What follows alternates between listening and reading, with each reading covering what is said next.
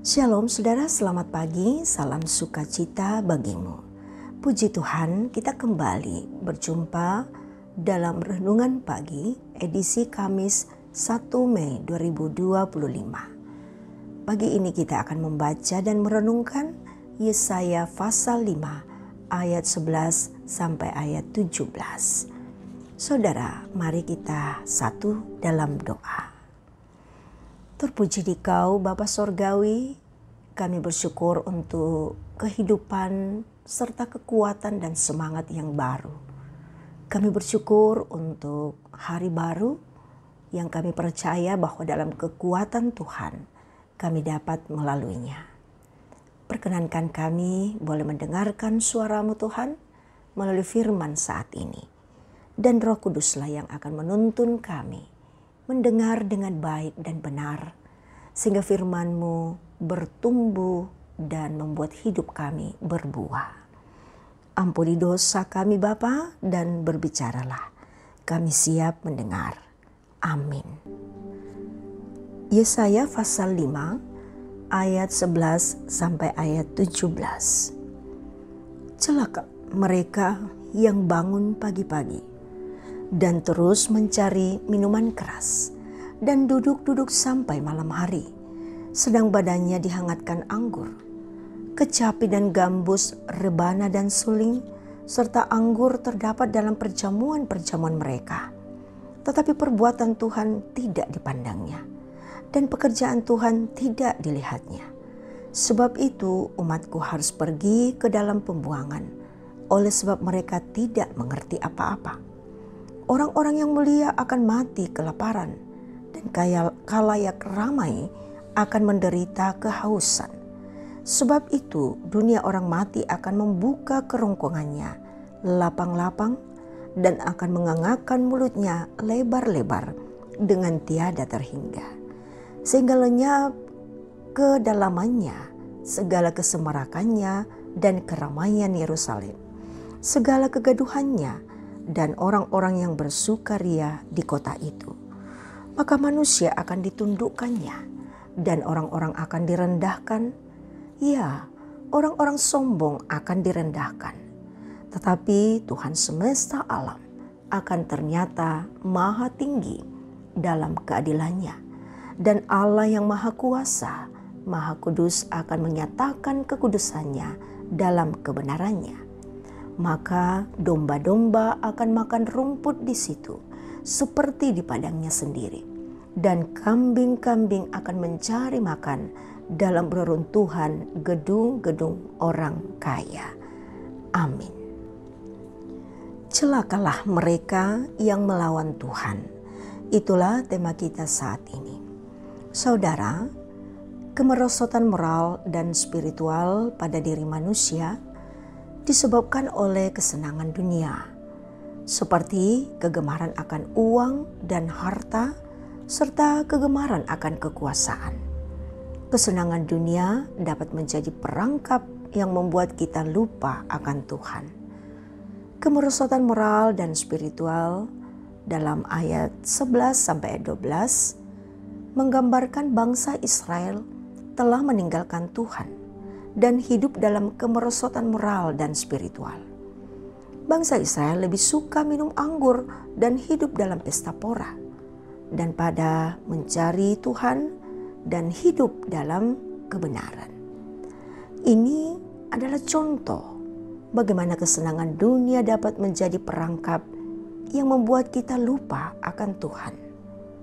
Kemudian pada ayat 13 sampai ayat 15 digambarkan bagaimana Tuhan telah menghukum bangsa Israel atas kemerosotan moral dan spiritual mereka.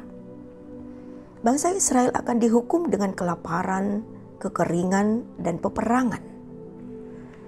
Ini adalah contoh bagaimana kemerosotan moral dan spiritual dapat memiliki konsekuensi yang serius.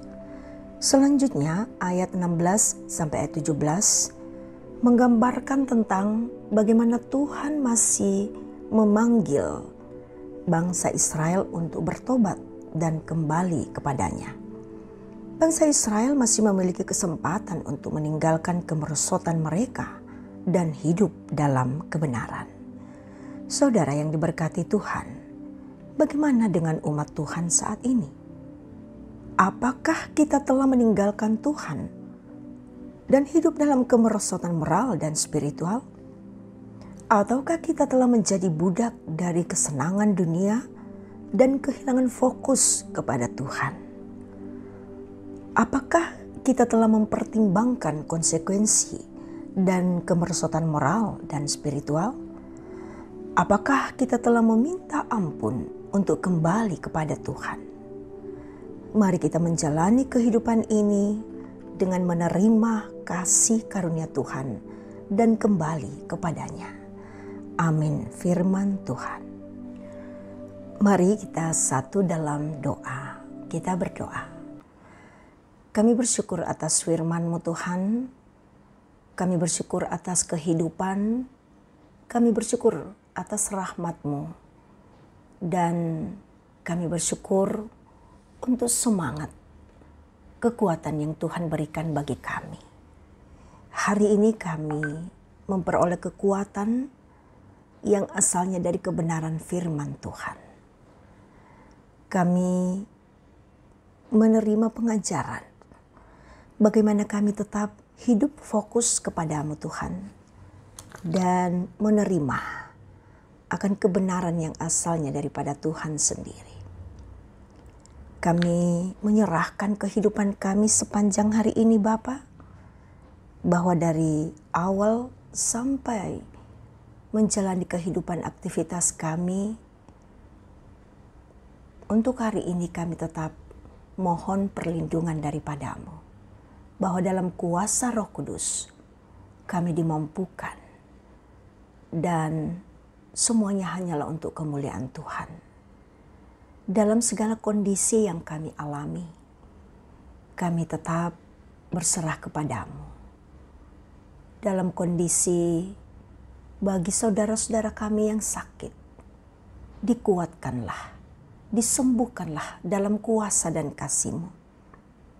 Yang berduka cita, khususnya kami dalam lingkup gereja Toraja, mengalami duka cita atas terpanggilnya kekasih kami, Ibu Damaris Anggui, yang telah Tuhan panggil dari tengah-tengah kehidupan kami dan keluarga.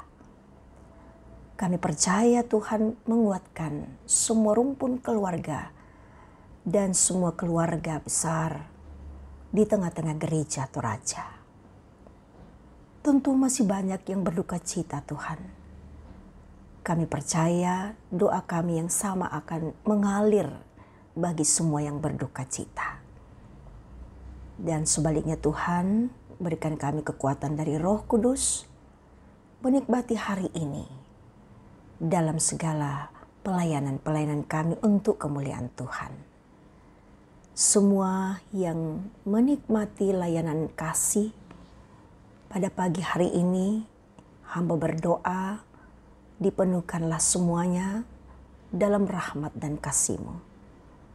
Sehingga kami semua menikmati hari ini dalam sukacita. Ampunilah segala salah dan dosa kami Bapa. Kami berseru kepadamu hanya di dalam Kristus Yesus, Tuhan dan Juru Selamat kami yang hidup. Amin. Terimalah berkat Tuhan. Tuhan memberkati engkau dan melindungi engkau. Tuhan menyinari engkau dengan wajah-Nya dan memberi engkau kasih karunia. Tuhan menghadapkan wajah-Nya kepadamu dan memberi engkau damai sejahtera. Amin. Demikian kebersamaan kita dalam renungan pagi. Tuhan memberkati kita sekalian.